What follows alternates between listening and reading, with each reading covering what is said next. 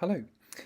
I'd like to talk about how my understanding of osteoporosis has developed through my work over many years with patients with hip fracture and how we're approaching the secondary prevention of hip fracture in this population. I've talked previously about the challenges of falls prevention and my lack of conviction that falls prevention is really going to stop people coming back with hip fracture.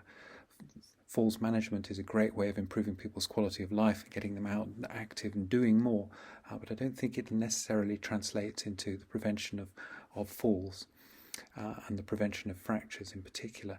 So if we need to do something to try and prevent people coming back with a hip fracture, we need to take this frail elderly population, people like this, with complex psychological, social and physical comorbidities, and find a strategy that will work for her as an individual. And if we don't do that, we're going to see her back. So there's good evidence that people come back again and again, and I'm desolated each time we see somebody who we've seen previously. We've got her out, we've potentially done what we can for their first injury, and they come back with a second fracture, another hip fracture. So often it's another hip fracture.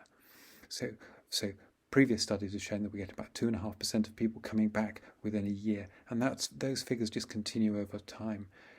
Those figures are higher for the frail elderly, the frailest of our patients who are falling all the time and repeatedly fracture. But the accumulation in the more robust patients, the accumulative numbers of fracture over a longer period can be just as much of a concern. So we need to have something that we can do for that. So for a typical UK district general hospital, perhaps dealing with 350 hip fractures a year, they're going to see 25 of those back again with a second hip fracture within 3 years if they don't do something about it. So we need to find a strategy. When I started looking after patients with hip fracture in Cardiff in 1994, the Chapuis paper was published. They gave a gram of calcium, 800 units of vitamin D3 to patients living in French nursing homes, and they showed a 1/4 reduction in hip fractures. That was a convincing argument. It was a very attractive concept, and we immediately started giving calcium and vitamin D out in broadly those quantities to everybody we were seeing. I'm still giving that out to those people in pretty much that quantity, but it's now as an adjunct to effective bone treatments that I'm going to go on and talk about. But calcium and vitamin D, or vitamin D on its own, is an attractive thing to be thinking about. It's potentially a population strategy. Giving vitamin D to patients is considerably easier nowadays. We don't give cod liver oil in the way that these poor chaps are getting back in the mists of time. We've got much more palatable versions of vitamin D. Vitamin D is incredibly cheap. And one of the things that Professor Lyons and I did was to run a randomised controlled trial of giving vitamin D to the patients in all the care homes across South Wales. Unfortunately, that cheap, effective idea didn't translate it through into any effectiveness. And there is a sense of disappointment about many of the calcium and vitamin D trials that have been published. There aren't enough of those trials, and indeed there are more meta-analyses being published than there are actual trials of calcium and vitamin D on which they're based. So much so that I've been part of one of those myself. So this is Bo Abramson's, not really a meta-analysis. He got the data from all of the published trials and looked at how effective calcium and vitamin D were. Vitamin D couldn't find a signal for it being of benefit. Calcium and vitamin D, there was a suggestion that it was of benefit in huge numbers of patients. But however convincing the statistics might be, it's very difficult to get excited about the gap between the control and the intervention arms in that graph. So we need to do something more if we're going to try and prevent people coming in the first place. But what about secondary prevention? When you know your patients, you've got the patient in front of you, what could we do there? Well, actually, the record trial had already looked at this population of patients, taking people with fragility fractures and randomising them to calcium or to vitamin D, or to calcium and vitamin D, or to a placebo. An intelligent strategy to try and work out which of those was the effective one. The patients in that trial were somewhat more robust than the people I tend to see, but that's not the problem with that trial. The problem with that trial was that none of those strategies worked. There was no impact on fractures or subsequent hip fractures in that. So we need to give calcium vitamin D because that's what bones are made of, but we can't assume that giving them to our patients is going to really achieve anything very much in terms of secondary prevention. We need to look somewhere else. And along came alendronate. So back in the 1990s, alendronate initially as a 10 milligram daily dose and subsequently as a 70 milligrams weekly dose became very attractive. NICE guidance was really pushing it very heavily. It remains a very cheap, convincing drug, and NICE loves it on the basis of its cost and the huge cost of hip fracture. Avoiding a hip fracture is such a cost-effective strategy. So we had years of giving alendronate to patients. That was the cornerstone of our secondary prevention strategy for a number of years. And we know that it could have an effect on hip fracture incidence from the trial data. Unfortunately, it's not that simple. Adrian Turk is the senior pharmacist in the trauma unit. He's worked with me. We've done joint ward rounds for 20 years now. He's probably taught me more about medicine and clinical practice than any single clinician I've worked with because of the amount of time we've spent working together. He really took alendronate very seriously. He spent a huge amount of time advising, counselling patients, providing information leaflets to patients, supporting them to take their alendronate. And then in this study, he contacted them all 4 months later to see how they were getting on, and found that only a quarter of them were still taking their alendronate. The majority of people don't, for one reason or another, even with his level of support of them, don't continue on alendronate. So it's attractive, and some patients are very motivated and will want to take it. But as a population strategy for this frail elderly population with so many challenges to understanding and coping with the complexity of the timings, the way in which it needs to be taken, it just didn't strike us as a viable option to continue with. So when injectable forms of bisphosphonate came along and the alendronate trial, the Horizon study was published back in 2007, we really switched to taking that as our strategy. And what was being done was people were getting a yearly intravenous infusion of alendronate. The evidence from the trial was very convincing in terms of a 1/3 reduction in fractures. There was a strange signal that there might be actually a reduction in mortality as well that I don't really understand. But it's the reduction in fractures that was the appeal for us adopting alendronate as a strategy. And alendronate remains our dominant, our default setting for patient treatment in Cardiff. So much so that you could pretty much print out a drug chart with that strategy on it and give it to all of the patients presenting. As I say, spend most of my mornings writing this up once or twice. What it involves is giving people vitamin D to load them. Having done an RCT, giving these sort of doses of vitamin D to the population of South Wales care homes, I'm fairly confident it's not going to cause any problems with toxicity.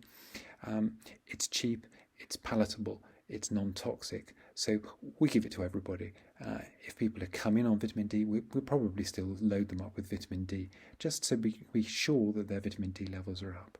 We know that we could do levels, we could measure blood tests, but that's an extra blood test, it's an extra cost, it's a delay in knowing what somebody's vitamin D status is, so we just don't bother.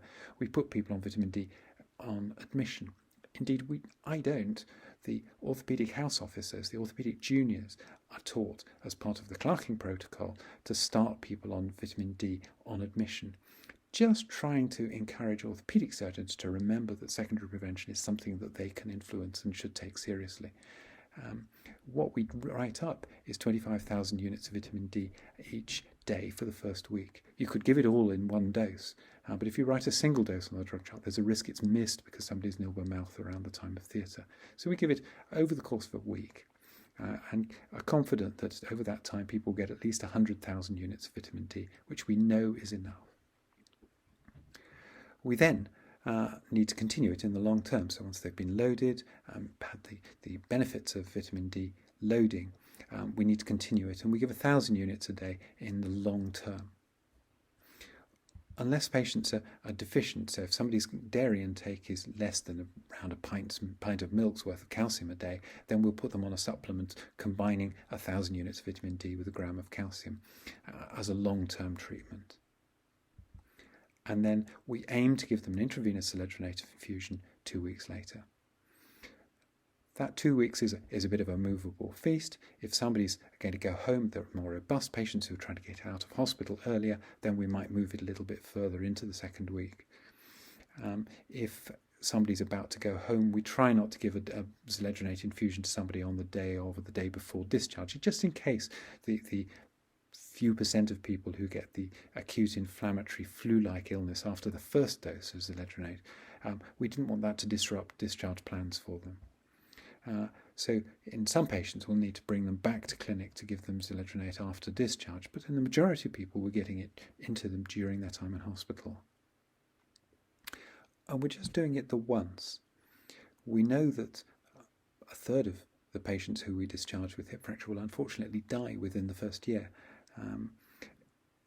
It's still worth treating those. Those are some of the frailest people with the highest risk of having further falls, the highest risk of coming back, even if they're going to institutional care, if they're relatively immobile, we get on and give them zoledronate. The relative risk, their relative risk is so high that the advantage of zoledronate seems justifiable. So we just get on and treat them. About 2/3 of people will die within the first 5 years after hip fracture. So relatively few people survive beyond 5 years from this population.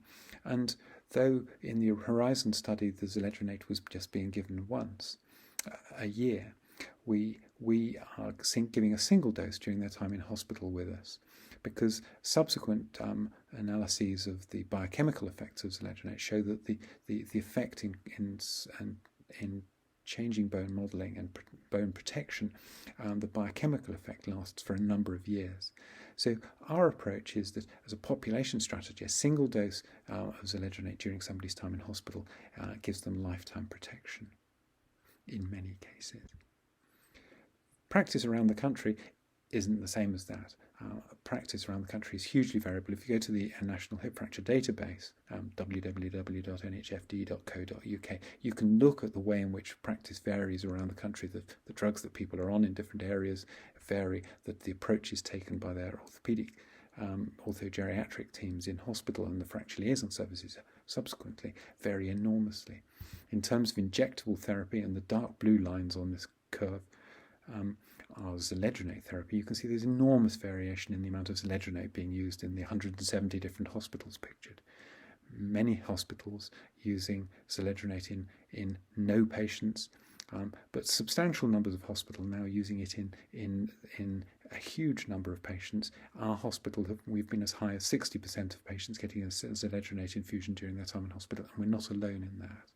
So a lot of variation, a lot of the different hospitals can learn from each other, but it's definitely a population strategy, and as I say, it's our default setting. It's what we do unless there's some reason not to. But we don't do it for everybody. So patients with chronic kidney disease, once your creatinine clearance is down around 30, we're not going to be giving you a zoledronate.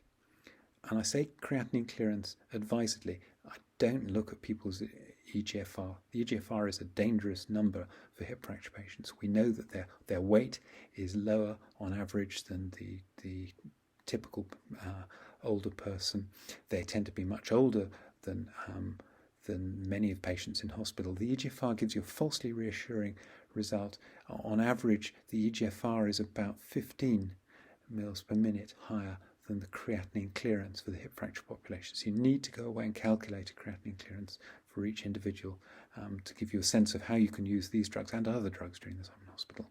We obviously don't give it to people who've had a bisphosphonate-associated atypical fracture. We don't give it to people who've got active ongoing dental problems, though the problems with osteonecrosis of the jaw that people have been concerned about are really a feature of much more intensive bisphosphonate therapies, particularly the therapies being used for oncological patients.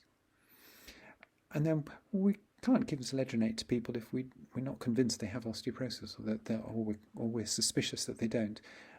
Either I'm suspicious because they've had a much more dramatic fall, or indeed the patient's suspicious, that they just don't believe that they have osteoporosis. They believe their fall was enough to have broken anybody's bones. Nobody's going to cooperate with therapy and persevere with therapy if they don't believe they've got the condition that's necessary. So where I'm uncertain, the younger, the fitter, the more robust patients, NICE would have us treat people down to relatively, pretty much the whole of the hip fracture population in terms of its age without doing bone density scans. Well, we do bone density scans in perhaps 10% of our patients because we want to look a little bit more detail at it. You've got an x-ray, so you can tell this patient's got osteoporosis. Well, you can only tell this lady's got osteoporosis because she's broken a hip. You can't look at her bones and say, yeah, that looks osteoporotic, because the appearance of the x-ray, the whiteness of the bones, depends on the energy of the x-ray that you take. And however you approach your x-ray, you'll get a different sense of what's going on. You need to do that sort of thing in a more sophisticated way, and that's what a dual energy x-ray absorptiometry is. A DEXA scan is taking two different energy images and then doing some maths to try and calculate out what's going on between them. It tells you how your patient's bones relate to normal for somebody of their age, and that's terribly important, because secondary osteoporosis is something that you'd want to look at in people whose bones seem abnormal for their age. They're low in the normal distribution. Their Z-score, when it's calculated, is low. Those are people you'd want to think about secondary investigation of. The T-score tells you where there's a nice statement of patients' overall bone fragility, and it's clearly it's central to everything in that it's the way in which osteoporosis is defined. But the T-score also gives me a sense of how anxious I am about this as an individual. And in patients where the T-score is particularly low, where osteoporosis is most marked, those are people in whom I would be a little bit more cautious about just saying a bisphosphonate's adequate for them. So for this population of people who we've referred on for bone density scanning, where we identify that their bones are surprisingly poor for somebody of their age, they're somebody who we might refer to Professor Stone, and Professor Stone in Cardiff is making great use of Denosumab as an approach to treating patients, or biosimilars of PTH as well now that that's more affordable. But using much more effective, much more potent treatments than bisphosphonates, with good evidence that they can really make a difference to fracture incidence. Convincing graphs that separate. This is a very early graph from the Denosumab stable, and these two curves just keep separating in all the subsequent publications. This is a very effective treatment. Professor Stone's using Denosumab, teaching patients to give themselves Denosumab at home. It's a strategy. It's an injection, just like an insulin injection, but teaching people to do that for themselves, so that people can continue on this drug in the long term. It's a drug that's more challenging. It's too challenging for many of my very frail older patients, but the younger patients, he's employing it, or as I say, the PTH biosimilars, to rescue their bone density, to push them back from being overtly osteoporotic, back above the threshold for osteoporosis, and that's an additional strategy for those individuals. But as I've said, my approach to the majority of people coming through, the typical patient coming through in Cardiff, will be to load them up with vitamin D, to make sure they're on a maintenance therapy, and to get them a zoledronate infusion before they go home from hospital. And in that way, I hope that though I see this lady with a hip fracture, I won't again see her with a second fracture further down the line. Thanks.